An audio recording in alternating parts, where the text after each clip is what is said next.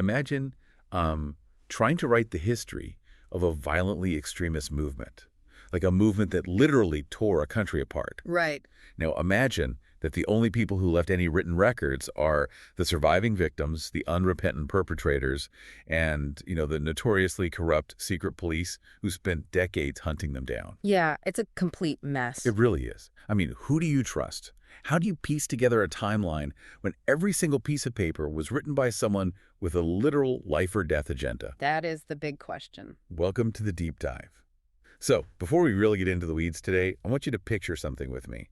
Imagine a book cover. It's really striking. Yeah, the visuals are intense. Right in the center, there's this stark, heavy black symbol. Looks like an iron grid, almost like a prison window or, I don't know, a hashtag made of extremely thick iron bars. Exactly. And behind that symbol, there's an illustration of several men standing shoulder to shoulder. They are stern-faced, and they're wearing traditional Romanian peasant shirts with these little crosses on them. The Varshabedi. Yeah, exactly. The caption calls them the Vacatani. Yeah. So you have this historical, almost mythological imagery on the front. But then on the back flap, there's an author photo. And it's a huge contrast. Total contrast. It's a modern black and white shot, kind of blurred in the background. And the focus is entirely on a man's hand holding a lit cigarette, and the smoke is just curling up in front of his face, which is mostly hidden behind the glasses. It's a great photo. It feels really gritty. Yeah, it feels like looking at a detective who has been awake for like 3 days straight, obsessively poring over case files in a basement somewhere. Well, the visual contrast there is very deliberate. I mean, you have the romanticized, almost holy self-image of a historical movement on the front, right? And then the exhausted reality of the modern researcher trying to see through the smoke on the back. Yeah, wow. It kind of perfectly encapsulates the exhausting work of digging through the ashes of the past. And the book we are diving into today requires exactly that kind of exhausting digging. We are looking at excerpts, the index, and the core arguments from a 2025 book titled History of Legionary Movement, 1916 to 2016. And that's by Corneliu Munteanu. Right.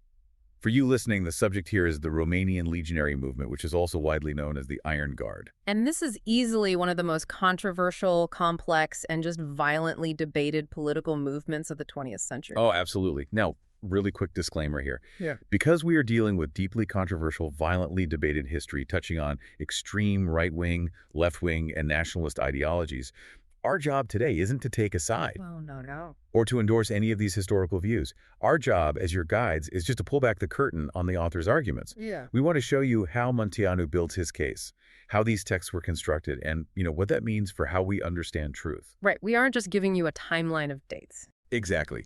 We are doing something much more fascinating, I think. We are looking at how history itself is written, how it gets rewritten, and how it is weaponized. Yeah, that's the real story here. We're going to explore how different regimes over a century, from royal dictatorships to communist police states, all the way to modern democracies, have basically desperately tried to control the narrative of the past to serve their own present needs. And Munteanu actually anticipates this exact tension right on his title page. Oh, right, the motto. Yeah. He includes a motto by the French historian Jacques Le Goff, which reads, "History must be written with all the documents." It's a bold claim. It is, and that single sentence really frames our entire exploration today. I mean, what's fascinating here is how it introduces the core tension of Munteanu's massive project. Like, is it actually possible to write a purely objective history of a radical movement? Or does the very act of selecting and reading documents inherently become like a political act? Okay, let's unpack this. Because Munteanu tackles this concept of impossible objectivity right in his introduction. And he does it by bringing in Mircea Eliade. A huge figure. Yeah, for those of you who might not know, think of Mircea Eliade like a literary rock star of his era. He was a brilliant Romanian intellectual, a historian of religion whose work is still taught globally today. But he also had a very complicated past. Very complicated. Munteanu quotes a letter that Eliade wrote in 1978 to a younger scholar named Ioan Petru Culianu. And in this letter, Eliade just flat out states that writing an objective history of the Legionary movement, or its founder, Corneliu Codreanu, is simply impossible. Yeah, and Eliade gives a very specific, chilling reason for why he believes it's impossible. What does he say? Well, he writes that after Buchenwald and Auschwitz, quote, even honest people can no longer allow themselves to be objective. Whoa. He argues that modern post-war society really only accepts two things, apologies or executions. That is, wow. Right. If an author tries to be neutral, to simply lay out the structural facts of a fascist or extreme nationalist movement without a heavy layer of moral condemnation, Eliade says that objectivity could be fatal to the author's reputation. That is a massive philosophical weight to drop on page 1. Yeah. I mean, Eliade is essentially saying that the atrocities of the Second World War created this moral event horizon. Yeah. And once you cross it, neutrality is basically viewed as complicity.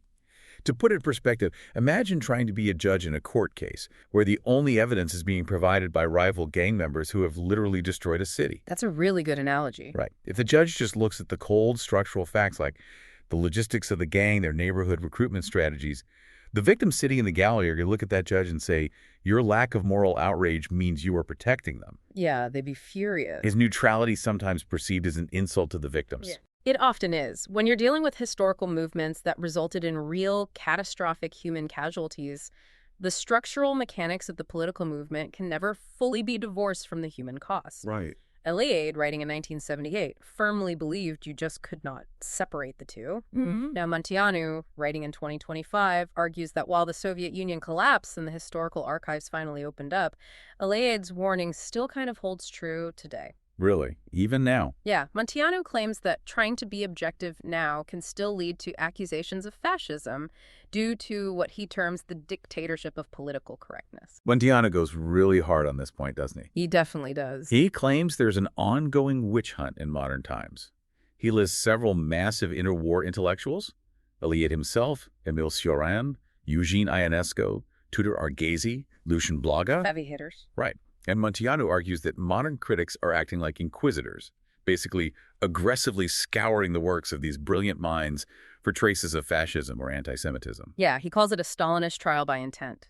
Right, where literary criticism is essentially turned into a legal indictment to purge these figures from the cultural circuit. Walk me through that. How does a modern critic retroactively associate an intellectual with a movement like this? So Munteanu argues that modern critics use what he calls a twisted logical judgment. Okay. The mechanism of this judgment works like a guilt by association flowchart. First, the critic establishes that the Legionary movement was violently anti-Semitic. Which it was. Right. Second, they note that an intellectual like Eliade or Cioran was a member, a sympathizer, or perhaps just neutrally associated with the movement in their youth. Okay. Therefore, the critic concludes, by retroactive association, the entirety of that intellectual's life work is tainted, and they must be purged as anti-Semites. So it's guilt by association. Exactly. And Munteanu sees this as a deliberate, destructive erasure of national cultural values. I mean, he points out the absurdity by noting that Tudor Argesi was widely known to hold left-wing views. Oh, interesting. And Lucien Blaga was actually investigated and cleared by the Communist Security Services of having any legionary ties. Yet, Munteanu says, tabloid history today still tries to casually brand them as fascists. Wait, I'm stuck on something here. I need to push back against Munteanu's premise. Sure, go ahead. He claims that linking these intellectuals to the era's atrocities is a, quote, twisted logical judgment. But doesn't Eliade's own, quote, the exact one Munteanu uses to open his book, kind of admit the impossibility of separating the history from the atrocities? It's a really good point. Right. I mean, Eliade himself said that after Auschwitz, honest people can't be objective. If Eliade is admitting that the moral stain is permanent and inescapable, isn't Munteanu's quest to write a purely objective history doomed from the start? It is a profound contradiction. It's basically the absolute tightrope that Munteanu is trying to walk. Yeah. He acknowledges Eliade's fear. He validates that the societal pressure to condemn is overwhelming, but he essentially says, well, I'm going to try to do it anyway. Brave, I guess. And Munteanu realizes that if writing an objective history is this fraught with moral and social danger, he absolutely cannot rely on human memory. Makes sense. He can't rely on opinions, exile memoirs, or literary interpretations because all of those are subjective and totally vulnerable to attack. He needs an anchor. He needs cold, hard, undeniable data. Which brings us to his methodology, right? His chosen weapon against this perceived witch hunt. Yes. He completely abandons memoirs. He explicitly states that memoirs are inherently flawed by the passage of time, the ego of the writer, and their personal ideology. And he writes a really fascinating line about this. Yeah, he says he is much more inclined to believe, quote, a forensic report written impersonally with the corpse in front of us, rather than the accounts of people who claim they saw the crime happen. The phrase "with the corpse in front of us" is incredibly telling about his mindset. It's so visceral. It is. Munteanu notes that after the fall of communism in 1989, there was a massive publishing boom in Romania. Dozens and dozens of memoirs were published by surviving legionaries. This included works by top leaders like Horia Sima and massive collections of oral histories, like a prominent book called The Country, the Legion, the Captain. But Munteanu views every single one of these as hopelessly subjective. Because everyone's trying to make themselves look good. Exactly. To him, human memory is malleable. It shapes itself to make the speaker look better in hindsight. But bureaucratic paper is permanent. So where does he get this paper? Because his primary source is just staggering. It really is. He relies on 27 files, which totals 9,200 pages, from the Cornelia Zelia Codreanu Operational Archive. That is a mountain of reading. And these are documents from the CNSAS, the National Council for the Study of Securitate Archives. In plain terms, he is reading the secret police files. He also relies on the official gazette for parliamentary debates, police telegrams, and newspapers of the era, like a Deverell. He even notes that there are periods in the archives where the secret police were tracking Codreanu literally hour by hour, day by day. Which creates an incredible historiographical paradox. How so? Well, Munteanu desperately wants objective truth, so he rejects the biased memories of the legionaries themselves. But what is his primary alternative? The archive of the secret police. Right. He's relying on documents generated by the very authorities who were actively hunting, suppressing, and ultimately assassinating the leadership of the legionaries. Man, this feels like a true crime documentary where the detective's methodology is entirely backwards. Yeah. Like, imagine a detective investigating a decades-old gang war, and this detective absolutely refuses to interview any of the surviving gang members or even the victims because he assumes human beings are just fundamentally incapable of telling the truth without bias. Right. So instead, he decides he will only look at the wiretaps, the informant logs, and the precinct reports collected by a notoriously corrupt police department that was actively trying to execute the gang leaders. It's a huge blind spot. It is. Yes, a wiretap is technically a primary document, but the decision of who to wiretap, when to listen, and what to write down in the report is highly biased. If Munteanu is relying on over 9,000 pages of secret police files, isn't he just trading the bias of the legionaries for the bias of the police state? That is exactly the vulnerability of his methodology. I mean, think about the mechanics of how a secret police file is actually created. An informant's note is not a neutral document. No, of course not. Let's say an informant attends a legionary meeting. That informant is being paid or perhaps coerced under threat of imprisonment by the police. They might exaggerate the number of people at the meeting or just invent a violent plot, simply to prove their worth and get a bigger paycheck. Wow, yeah. Then the police inspector takes that informant's note and drafts a report for his superior. The inspector frames the report to match the political paranoia of the government at that moment, ensuring he looks competent. So it's layers of bias. Exactly. Now, Munteanu does state that he cross-references these police documents with the official gazette and the press to verify them. But your point stands, a police archive is a repository of state-curated facts. It is the reality the state wanted to see, not necessarily the absolute truth. Okay, so to really understand why Munteanu is so obsessed with bypassing human memory and going straight to these raw, state-curated documents, we have to look at the massive pile of competing narratives he is trying to fight his way through. Yeah, the historiography is wild. There is a century-long battle over who gets to write the story.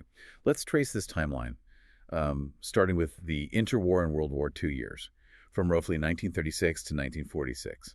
This specific decade is the crucible. I mean, everything that comes later is basically a reaction to these 10 years.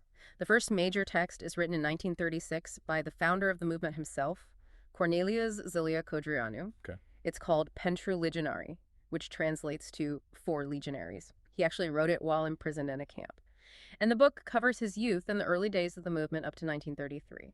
It is the foundational text of the movement. Right, and this explains the guys on the book cover we talked about earlier. Codreanu and his early followers were imprisoned at the Vicariati prison in 1923. Exactly. They became known as the Vicariateni. And they used that prison time to basically mythologize themselves. The peasant shirts, the little crosses, it was a deliberate uniform. They adopted to signal a sort of rustic Orthodox Christian purity. Standing in stark contrast to what they viewed as the corrupt cosmopolitan politicians in the cities. Yeah, so Quadrano's 1936 book is the ultimate expression of this myth-making phase. It's the leader writing his own superhero origin story. But then the narrative shifts violently. We jump forward to 1942, and a book called P. Marginia Pracae, which translates to On the Edge of the Precipice, is published.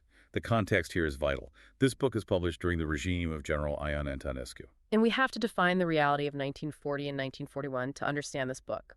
For a brief, chaotic 130-day period, General Antonescu actually shared state power with the Legionary movement in what was officially called the National Legionary State. They were partners. They were. But that alliance collapsed into severe violence. In January 1941, the Legionaries launched a violent uprising against Antonescu. And this resulted in street battles and horrific pogroms against the Jewish population. Antonescu brought in the military and just crushed the Legionaries. And the 1942 book, On the Edge of the Precipice, is the state's way of explaining that violence. Exactly. It is a fascinating piece of pure state propaganda. It was likely written by the Ministry of Propaganda to justify Antonescu turning the army on his former political partners. The book firmly labels the January events as the Legionary Rebellion. A very specific framing. Yeah. It frames the Legionaries as violent lawbreakers who had completely abandoned their original pure principles. And the brilliant, cynical trick of this book is that it argues General Antonescu was the true successor to Codreanu's spiritual ideals, and that the active legionaries in 1941 had been infiltrated by communists and thugs who lost their way. It's wild. Antonescu is simultaneously crushing the physical movement while trying to steal its founding mythology to legitimize his own dictatorship. It's pretty brazen. It is a breathtaking political maneuver. But then, just 4 years later, in 1946, the perspective shifts completely again. Right. The war is over. Antonescu has been removed. And Matatias Karp, who was the Secretary General of the Federation of Jewish Communities in Romania, publishes a monumental work called The Black Book, or Cartea Neagra. Karp's work is vital because it completely moves the focus away from the political infighting between Antonescu and the legionaries. Yes. I mean, the 1942 book cared about who controlled the state, but Karp's book documents the actual horrifying human cost on the ground. He meticulously details the immense suffering of the Jewish population during those 130 days of the National Legionary State. It's harrowing stuff. It is. He documents the anti-Jewish legislation laws stripping people of property, banning them from professions, and he documents the severe physical violence, the murders, and the material destruction of the January 1941 rebellion. And Monteanu notes in his own book that while he finds some of Karp's historical assessments slightly exaggerated based on his archival reading, he fully intends to cross-reference Karp's specific figures of Jewish material and human losses with official state figures. Okay, so he's using the data. Yeah, Monteanu wants to use Karp's data, kind of stripped of emotional rhetoric, to get to the numerical truth of the tragedy. There is a specific quote from Karp's book that I want to pull out because it totally shatters the narrative Antonescu tried to build. Let's hear it. Karp writes that when Antonescu provoked and crushed the rebellion in 1941, he, quote, was not inspired by any generous or humanitarian impulse toward those who were then the most oppressed victims of legionaryism. Wow. Historically, Antonescu is the man who brought the military in and stopped the legionary violence. But Karp is essentially saying to history, do not mistake this man for a savior. How is Karp portraying Antonescu's actions here? Well, Karp is astutely pointing out the cold calculus of authoritarianism. Antonescu's suppression of the legionaries was a ruthless consolidation of military and political power. It was not a rescue mission for the Jewish population. Antonescu eliminated the legionaries because they threatened his total monopoly on state control, not because he fundamentally objected to their bigotry or their violence. So Karp is just cutting right through the heroic propaganda of the 1942 state book. Exactly. It shows the incredibly grim overlap of victimhood, state violence, and narrative control. I mean, you have Antonescu claiming to be a hero of law and order. You have the legionaries claiming to be betrayed revolutionaries. Right. And you have Karp meticulously documenting that, in reality, both of these factions were unmitigated disasters for the Jewish community. So just within a 10-year span, we have the founder's mystical origin myth, the military dictator's political justification, and the victim's raw documentation. It's a lot to process. It is. Yeah. But as much as those wartime regimes manipulated the narrative, it feels like that was child's play compared to what happened when the Soviets took over. How does a totalitarian communist state handle a history they can't simply erase? They manufacture a new one. The post-war period in Romania saw the imposition of a Soviet-backed communist regime. And for a totalitarian state of that nature, controlling the past is an absolute prerequisite for controlling the present. Right. They didn't just lock the archives and suppress information, they actively entered the battlefield of ideas using state resources to basically ghostwrite history. Okay, so in 1951, a Romanian Orthodox priest named Tefan Palagie writes a book while in exile. It's called The Iron Guard for the Revival of Romania. Now, Pelagio was a secondary leader in the movement, but in his book, he places the blame for all the movement's catastrophic failures, the political assassinations, the failed alliances, the violent rebellion squarely on the shoulders of one man, Horia. And to understand the impact of this, we need to clarify the split in the movement. Yeah, please do. So Codreanu, the mystical founder, was assassinated in 1938.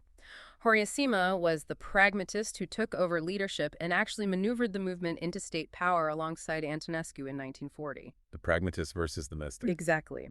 Within the exiled community after the war, there was a massive ideological fault line. The purists viewed Sima as a compromiser, or even a usurper who ruined Codreanu's spiritual vision with dirty politics. Palagie's 1951 book violently ripped this fault line wide open, splitting the exiled movement into two warring factions, the Simists and the Codreanists. And this is where Munteanu points out the hidden hand of the state. It was widely accused, even at the time, that the communists securitate the communist secret police in Bucharest clandestinely backed, financed, and supported the publication of Palagie's book in the West. It was a classic, brilliantly evil divide-and-conquer strategy. Yeah, the communist government literally funded a highly controversial book within the exile community, specifically to spark infighting. They wanted to ensure that the exiled legionaries spent all their time, money, and energy fighting each other over the legacy of 1941. Instead of organizing to fight the communist regime that was consolidating power back home in 1951. It is psychological warfare executed through publishing. But the communists didn't stop at ghostwriting exile literature to cause division. By 1971, the regime decided it was time to codify the official, state-sanctioned dogma inside Romania. Right, the official history. Yeah, two historians, Mihai Fătu and Ion Spălăielu, published what became the definitive Communist Party history, the Iron Guard, a fascist terrorist organization. And Munteanu notes that this book established the absolute narrative that was taught in every school textbook, reinforced in literature, and portrayed in state-funded films for decades. Munteanu is highly critical of Fătu and Spălăielu. He notes the irony that these two historians had access to absolutely all the archival documents, the exact same 9,200 pages Munteanu is reading now, but they were completely constrained by the Marxist dogmatism of the era. They couldn't write the truth if they wanted to. Exactly. They took all the stereotypes and divisions launched by Palagie 20 years earlier and exaggerated them to cartoonish levels. More importantly, Munteanu points out a massive historical falsification at the core of their book. This is a huge point. Communist historians claimed, as a matter of absolute fact, that the Legion was a textbook fascist organization generously funded by the Nazis from its very inception. And Munteanu says this claim was later proven to be completely false. And there is an incredible subplot surrounding the creation of this 1971 official history involving plagiarism and state coercion. Oh, right, Nichifor Krajnic. Yeah, Nichifor Krajnic was a prominent, highly influential interwar nationalist intellectual, and the communists threw him in prison. Krajnic later claimed that the Minister of the Interior personally forced him to write a manuscript, which Krajnic titled The Nest of Murderers, in exchange for his release from prison. Which is horrifying on its own. It is. But then, years later, Krajnic alleged that Fătu and Spălăielu simply plagiarized his coerced manuscript to write their 1971 official state history. It's a wild claim. A famous intellectual coerced into writing a hit piece to buy his freedom, which is then stolen by state historians. But Munteanu actually doubts the plagiarism claim, doesn't he? He does. Munteanu approaches it logistically. He argues that Krajnic's coerced manuscript was likely a short rhetorical pamphlet. Fătu and Spălăielu's book, on the other hand, was a dense, 400-page monograph heavily reliant on specific archival documents, dates, and bureaucratic details. So it just doesn't add up. Right. Montinu suggests that it is physically impossible that Kreinik could have written something that's structurally complex while sitting in a prison cell for a few weeks without access to an archive. Makes sense. However, Montianu does acknowledge that the communist historians might have creatively exploited some of Kreinik's coerced rhetorical phrases to give their book a bit of literary flair.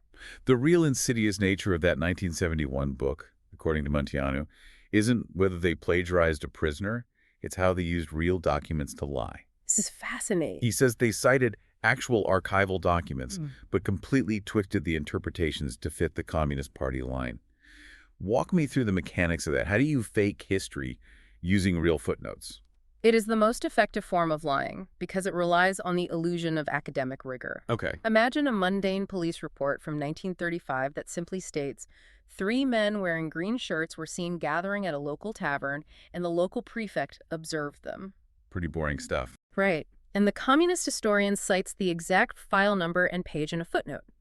But in the main text of the book, the historian writes, as undeniable archival documents prove, a massive, highly organized fascist terror cell, heavily funded by foreign capital, was actively plotting the violent overthrow of the state at the local tavern while the corrupt bourgeois authorities looked the other way. Oh, wow. See, the footnote points to a real document, but the extrapolation is a total fabrication. Because the communist regime kept the archives locked away from the public, no normal citizen or independent historian could go in, pull file 42, and realize the document didn't say anything about terror cells or foreign funding. It's terrifying. You have an entire generation of a nation educated on a history where the footnotes are real, but the conclusions are state-mandated fiction. Completely manufactured. The communist regime basically built a total monopoly on the raw materials of history, allowing them to manufacture whatever final product they desired. It took historians from entirely different countries, operating outside that closed system, to finally break through this wall of state-sponsored propaganda. Exactly. Because the internal archives were sealed like a vault, the first major cracks in the official narrative had to come from the outside, utilizing foreign archives that the Romanian communists couldn't control. Right, so in 1986, a German historian named Armin Heinen published a massive, groundbreaking book based on his research. And because he was a West German historian, he went straight into the Nazi archives in Germany. A huge advantage. Yeah, and by doing this, Heinen completely debunked one of the foundational myths that both the Antonescu regime and the communist regime had relied on. He proved that the Iron Guard was not a German fifth column generously financed by the Nazis. And Heinen's work is critical because it dismantles the monolithic view of European fascism. How so? Well, the communist narrative needed the Iron Guard to be a simple, imported puppet of Berlin. It fit perfectly into their Marxist worldview of global capital and imperialist aggression. But Heinen looked at the actual Nazi accounting ledgers, the diplomatic cables, and the internal memos of the German Foreign Office. And what did he find? He found that the Nazis actually deeply distrusted the legionaries. Really? Yeah. The Germans viewed the Legion's brand of orthodox Christian mysticism and chaotic, unpredictable street violence as entirely incompatible with the rigid industrial order of German National Socialism. Oh, that makes sense. And more importantly, Germany needed Romania to be stable so they could extract Romanian oil for their war machine. The last thing Berlin wanted to do was fund a chaotic peasant uprising that might disrupt the oil supply. So Heinen looks at the math and proves the communist narrative was a lie. And then in 1989, a Spanish historian named Francisco Vega publishes a book. Another outsider. Right. Vega frames the movement not strictly as an imported German-style fascism, but as a deeply homegrown Romanian ultranationalism. Now, Munteanu makes a point to note that neither of these groundbreaking books, Heinen's or Vega's, could be published inside communist Romania. No, of course not. They were completely banned until the late 1990s, well after the regime fell. We also have to mention the earlier work of Andreas Hillgruber, which Munteanu specifically highlights as a triumph of using outside archives. Oh, right, the train story. Yeah. Remember the 1971 communist book by Fustu and Spalaiu? They claim that Adolf Hitler personally met with Romanian King Carol II, banged his fist on a table, and violently ordered the king to bring the legionaries to power. Right. According to the communists, this humiliating demand enraged the king so much that he ordered Codreanu's assassination from a train on his way back to Romania. It's a highly dramatic cinematic scene. Sounds like a movie. Exactly. But Hilgruber, looking at the actual German transcripts of the meeting between Hitler and King Carol II, showed this was a complete fabrication. It never happened. Hitler never made that demand. The communist historians literally invented a movie scene to make the king look like a petty, reactive tyrant and to tie the movement directly to Hitler. I love this part of the history. It's like realizing the internal accounting department of a massive corporation is entirely corrupt. Yes. You can't trust anything they print out. So you have to bring in an auditor from a completely different company in a different country to look at the external bank ledgers just to figure out what is actually happening. That's exactly what it was. Heinen and Vega were those outside auditors. But I have to push back here on the methodology of the outsiders. Francisco Vega wrote a definitive history of the movement in 1989. But Vega didn't have access to the Romanian archives at all. No, he didn't. He relied on Western diplomatic archives, international press clippings, and interviews with exiles who had their own agendas. Can you really write the definitive history of a deeply localized, grassroots national movement if you are locked out of the country's own archives? It is a very fair critique of the limits of outsider history. Vega perfectly captured the macro-political dynamic. He could see how the movement interacted with Spain, Italy, and Germany. Right, the big picture. But he completely missed the micro-level granular details, the local police telegrams, the village-level grievances, the internal memorandums that only the internal Romanian archives contain. To use an analogy, Vega gave us the shape and the borders of the forest from a satellite image, but he couldn't examine the roots of the trees. Which perfectly sets up the modern era. In December 1989, the communist regime violently falls. The archives eventually open. Millions of pages, including those 9,200 pages Montiano was reading, finally see the light of day. It was a flood of information. You would think that with the truth finally accessible, the historical debate would settle down into a quiet academic exercise. But according to Montiano, absolutely not. The war over the past just evolved. Yeah, because the opening of the archives raises an entirely new, deeply uncomfortable question once the documents are free. Who actually has the authority to interpret them? Good point. Post-1989, Romania saw an absolute flood of publications. Works by Horace Sima that had been banned for 50 years were suddenly reprinted and sold on the streets. Massive archival collections were published. But the political weaponization of the terminology didn't stop. Montiano points to a specific event to prove this: June 1990, an event known as the Mineriad. For context, the communist regime had fallen, but a neo-communist provisional government took power. Pro-democracy protesters, mostly students and intellectuals, occupied University Square in Bucharest, demanding a true democratic transition. And then the government reacted. Boy, did they. President Ion Iliescu went on national television and explicitly labeled the peaceful protesters a legionary rebellion. He claimed, without evidence, that they were wearing green shirts and raising legionary flags. Iliescu literally weaponized the exact terminology from Antonescu in 1941 to justify a crackdown. It's chilling. He called in thousands of coal miners from the G Valley, armed them with clubs and pipes, and turned them loose on the protesters in the streets of Bucharest. It is a terrifying demonstration of the enduring power of a manufactured historical buzzword. I mean, the legionary movement had been functionally dead and exiled for 50 years. Right. But the mere accusation of legionaryism, the invocation of that historical ghost, was enough to justify brutal state-sanctioned violence against democratic citizens in 1990. And this conflict over who owns the historical narrative reached a boiling point much more recently.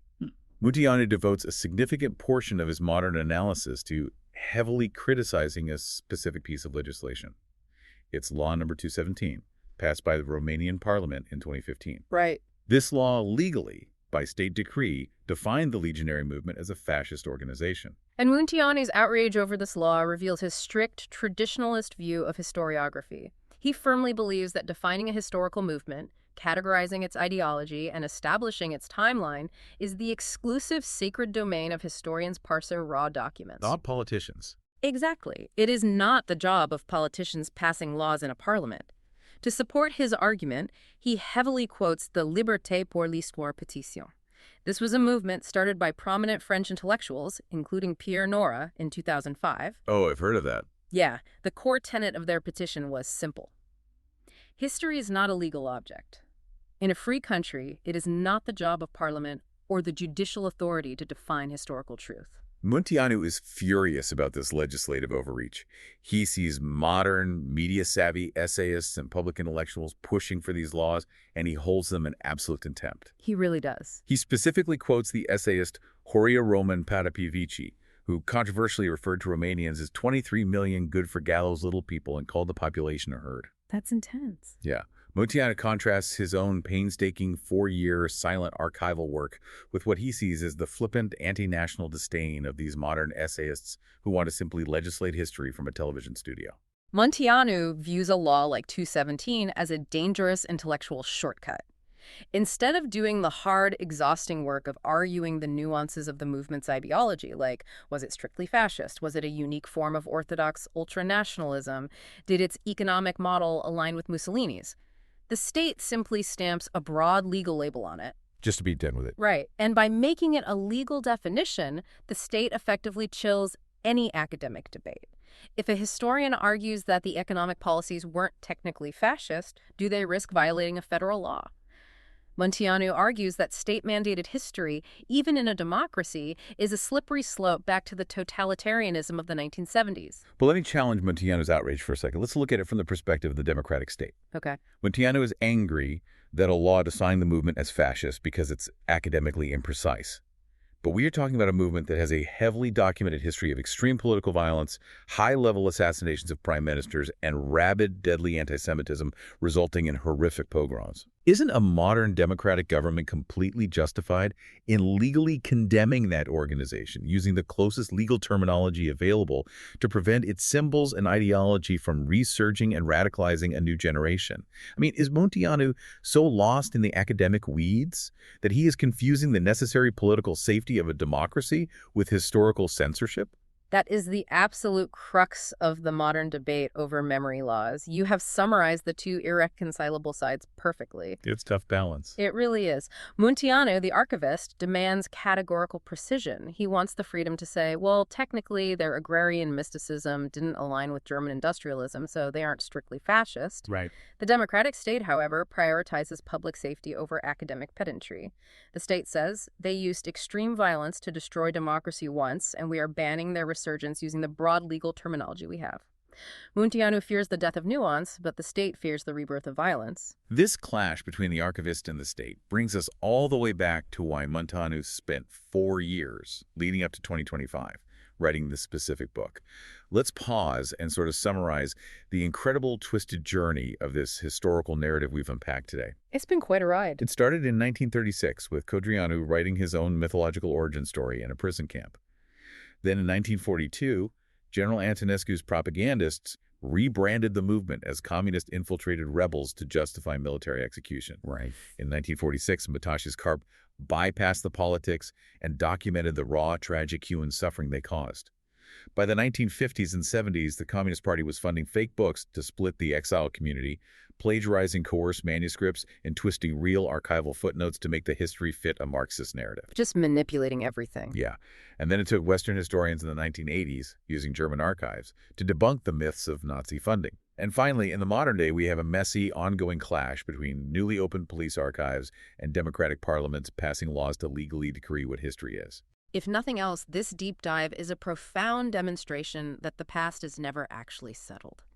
History is not a concrete foundation. It is a continuously shifting tectonic plate. So what does this all mean for you, listening to this deep dive right now? Why should you care about the intricate, century-long battles over Romanian historiography? It's a fair question. Because it proves that history is not just a static list of dates you memorize for a high school test. It is a living, breathing battleground.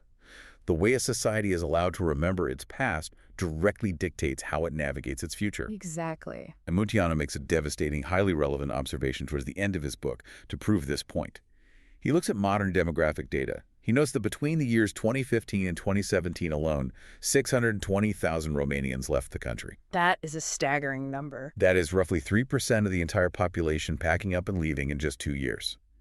He links this modern misery, this ongoing mass exodus, directly to a century of what he calls missed opportunities and a national foundation built entirely on competing historical lies. When a nation's history is constantly mutilated, weaponized, and legally decreed by whichever politicians happen to be in power, The intellectual and cultural foundation of the society rots. People lose faith in the reality of their own nation, and they simply leave. It is a tragic consequence of narrative manipulation. And that leads to a final, very unsettling thought that Munteanu leaves us with, which extends far beyond the borders of Romania. What's that? He warns his readers about the Calpuzani of history. Calpuzani is an old word for forgers or counterfeiters. Okay. He talks about people hiding behind computer monitors today, lying in wait on internet forums, dominating the comment sections of news agencies, and constantly editing Wikipedia pages. They are ready to instantly rewrite history to suit the political correctness of the moment or to serve obscure partisan interests. Right. Think about our digital age right now in the context of what we've discussed today.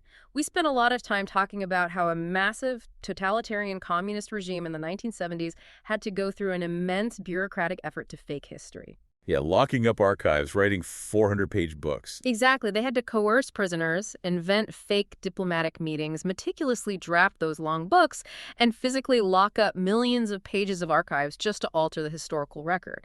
It took the full weight of a state apparatus. And today? How much easier is it today? How incredibly simple is it to rewrite the past right now with a coordinated bot network on social media, AI-generated deepfakes, and algorithmic suppression of contrary evidence? If, as the motto on Munteanu's book demands, history must be written with all the documents, what happens to our shared reality when we reach a point where we can no longer tell which documents are real? The archives finally opened, but the smoke hasn't cleared. Just like that photo of the exhausted author on the back of the book, we're all still looking through a thick cloud of smoke, trying desperately to see the iron grid of the truth.